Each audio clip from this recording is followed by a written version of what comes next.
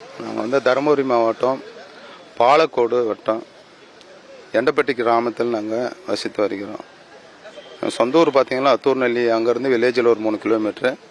குழந்தைங்களை படிக்க வைக்கிற காரணத்தினால் அங்கேருந்து குழந்தைங்களை 3 குழந்தைங்கள செயின்ட் லூயிஸ் மெட்ரிக் மேல்நிலை பள்ளியில் படித்து வருகிறாங்க.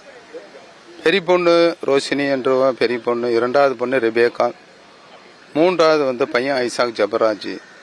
3 குழந்தைகள் மெட்ரிக் மேல்நிலையில் தான் படித்தாங்க. இதில் எங்கள் பெரிய பொண்ணு பார்த்தீங்கன்னா இப்போ 2024ஆம் ஆண்டில் +2ல் 600க்கு 550 மதிப்பெண்கள் பெற்றாங்க. 500 மதிப்பெண் பெற்று அவங்க சின்ன வயசுலேருந்தே ஒரு லட்சியம், நான் டாக்டர் ஆகிட்டு ஏழை எளிய மக்களுக்கு சேவை செய்யணும், அவங்களோட லட்சியத்தோடு தான் இருந்தாங்க.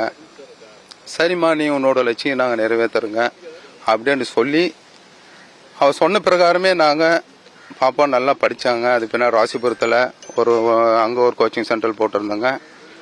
அங்கே படிச்சுட்டு திரும்ப டெஸ்ட் எழுதும்போது மார்க் ரொம்ப குறைவாக இருந்தது. அதனால் திரும்ப நான் என்ன டாடி என்ன 1 வருஷம் கோச்சிங் சென்டர் போட்டுவிடு, நான் கண்டிப்பாக நான் படித்து சீட்டு வாங்கிடுவோன்னு சொன்னாங்க. சரிம்மா, நீ சொன்ன மாதிரி நான் போடுறேன்னு சொன்னேன். அதே போல் தான் அவங்கள நாமக்கல் பெட்ராமினரி சென்டரில் 1 வருஷம் படித்தாங்க. படிச்சுட்டு இந்த மே மாதம் 3ஆம் தேதி எக்ஸாம் எழுதுறதுக்கு பாப்பால அங்கேருந்து கூட்டிகிட்டு வந்தேன். ஒரு 20 நாள் வீட்டில் இருந்து நல்லா தரமாக படித்தாங்க. பாப்பார்பட்டியில் சென்டர் போட்டுருந்தாங்க. நல்லா டெஸ்ட் எழுதிட்டு நல்லா உற்சாகமாக நல்லா இருந்தாங்க. எழுதிட்டு வந்த பிறகு ஆன்சருக்கே செக் பண்ணும்போது 720 590 மதிப்பெண்கள் பெற்றிருந்தாங்க. பாப்பா தரமாக எல்லாமே செக் பண்ணி எல்லாம் பார்த்து சொல்லிச்சு.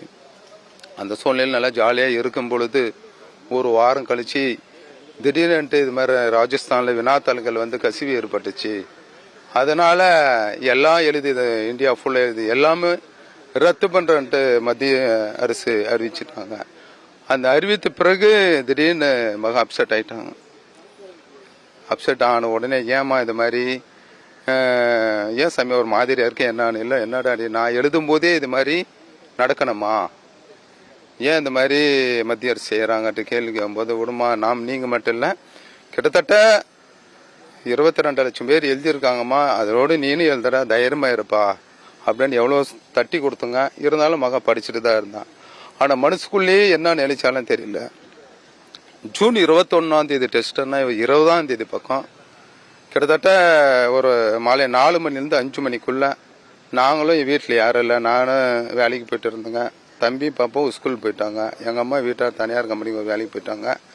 அந்த சூழ்நிலையில் 4 to 5க்குள்ளே கீழே அவங்க அம்மா புடவையே எடுத்துகிட்டு போயிட்டு மேலே போயிட்டு ஒரு கம்பியில் ஒழிஞ்சு தூக்கிட்டு தற்கொலை செய்து கொண்டாங்க.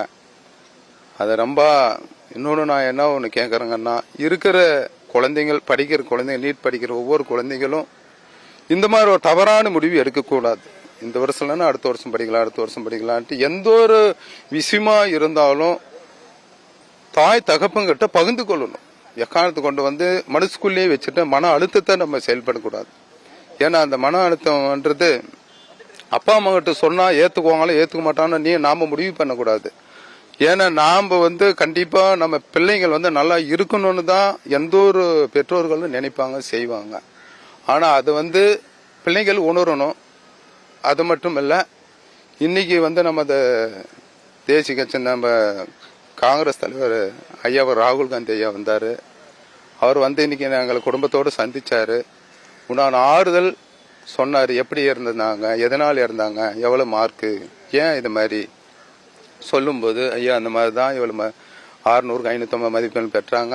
பெற்று இது மாதிரி ராஜஸ்தானுக்கு வினாத்தாள் கசிவு ஏற்பட்டதுனால மன அழுத்தம் காரணமாக எங்கிட்ட எதுவும் பகிர்ந்து கொள்ளாம திடீர்னு இது மாதிரி சூசைட் பண்ணிட்டு தற்கொலை பண்ணிட்டாங்கன்னா, ஐயா அதுக்கு நீட்டை பத்தி என்ன நினைக்கிறேன், நீட்டு நாங்க சொல்லுங்க, நீட்டு முறையா செயல்படுத்தணும், செயல்படுத்தா முறையா செயல்படுறதெல்லாம் ரத்து பண்ணிருங்க, அந்த நீட்டே வேண்டாம். ஏன்னா நீட்டுனால்தான் இவ்வளவு பிள்ளைகள் இப்ப எனக்கு இந்த மருத்துவர் இல்லைன்னு என் குழந்தை இன்னைக்கு உயிரோடு இருந்திருக்கும். அந்த இன்னைக்கு குழந்தைய உயிர் தவிச்சுட்டு நான் இன்னைக்கு இருக்கேன்னா காரணம் அந்த மறுதேர்வுனாலதான். அந்த மறுதேர்வு வைக்கலன்னா இன்னைக்கு என் குழந்தை உயிரோடு இருந்து அவ லட்சியத்து பிறகு கண்டிப்பா நிறைவேற்றிருப்பாங்க. அந்த மறுதேர்வு வந்ததுனால்தான் இன்னைக்கு என் குழந்தை விட்டு நான் இன்னைக்கு தவிச்சிட்டு இருக்கேன். அதுக்கு சொல்லியதுக்கு ஐயா அது உண்டான நடவடிக்கை நான் இங்க எடுக்கிறேன். அதை உறுதியா சொல்லியிருக்காரு.